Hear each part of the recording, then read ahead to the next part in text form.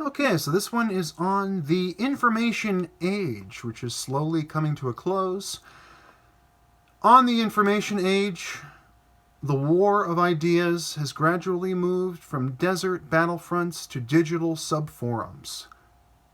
Dirty bombs are becoming passe. DDoS attacks are en vogue. Technological innovation is driving human evolution as we trade bloodlust for the pursuit of pure mind share. So this is referring to the fact that, yeah, we are slowly but surely moving into a world of information warfare. InfoWars, if you could say that. If you're an Alex Jones fan, and now this video has been permanently demonetized for saying InfoWars and Alex Jones, thank you very much.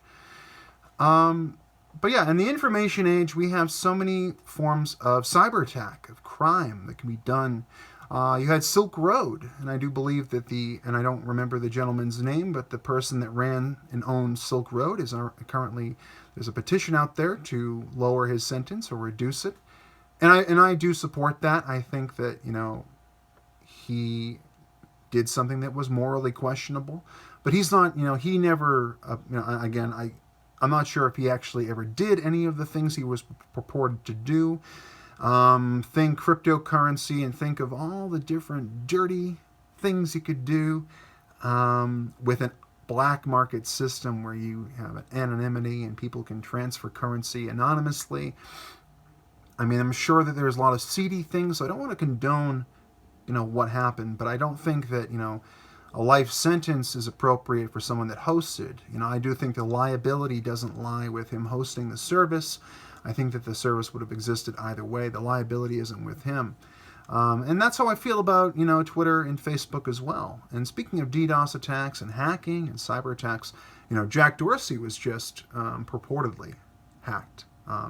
And said some very not safe for YouTube things. I can't say them on YouTube, so they won't be there. But somebody hacked him, a team hacked him.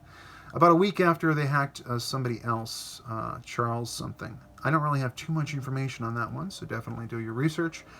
But, Jack was attacked, and it goes to show you that even the oligarchs, the people we see as the upper crust, the 1% of the digital world, are not safe. But I do see that, really in a perfect system with the platforms, I could say that the curation of a publisher and the lack of liability for a platform should keep them separate. So you have the Communications Decency Act, I think it's Section 230, 1996. Maybe I'm wrong, maybe I'm right. Comment below. But they separated platform and publisher. They always said, the platform has no liability for the user content, but publishers do have liability, but they also can use that content often to promote their own services, or they just have it in their database. But if you have both, if you have this, which they do, they're subsidized, and the big tech companies, they have subsidies and they have protection from liability, but they also have the ability to act as a publisher, to have absolute authority to censor, deplatform, and even debank. If they happen to be a financial company like PayPal or Patreon, they can debank, they can demonetize, they can deperson. Ultimately, when all the digital cartel, the digital vertical monopoly, they go ahead and they just take this one person, like Alex Jones, as I mentioned earlier. They take him and they go, well, we're not going to let you be on any of the services. We're going to de-host you. We're going to do all this stuff. And then you're basically erased. Your digital identity is erased from the internet, except for the few renegade rogue circles that allow you to still exist. So dirty bombs are becoming passe. The war of ideas has gradually moved from desert battlefronts to digital subforums. So you're seeing less and less of this crazy extremism out on the battlefield. You do have your little pockets of ISIS and Al-Qaeda, and we're working with Afghanistan. The United States is working with Afghanistan to sort of end our conflict there, but it's going to be very, very hard. But you're seeing more and more of these people. They're trying to proselytize people. The extreme, I'm just going to say the extreme Islamists, the really, truly violent people that, largely live over in the Middle East. There's very, very, very small portion of the overall population. Like you have 1.5 billion Muslims in the world, and of that population, like there's a diminishing amount of extremists. Part of that is the information age. Part of that is being able to discuss these things online and try to win people over online on forums and on social media versus just grabbing them and bringing them in the fold and saying, grab a gun, you're with us. Whatever the process of getting into ISIS might be. Not something I want to talk about on too many of my videos. But those desert battlefronts became digital subforums, and dirty bombs became passé. So, of course, there is still warfare going on. DDoS attacks are in vogue. Technological innovation driving human evolution, and we're trading our bloodlust for the pursuit of pure mind share. So we don't kill people anymore. We just bludgeon them with our ideology until they come on board. You might have seen that on Twitter or elsewhere.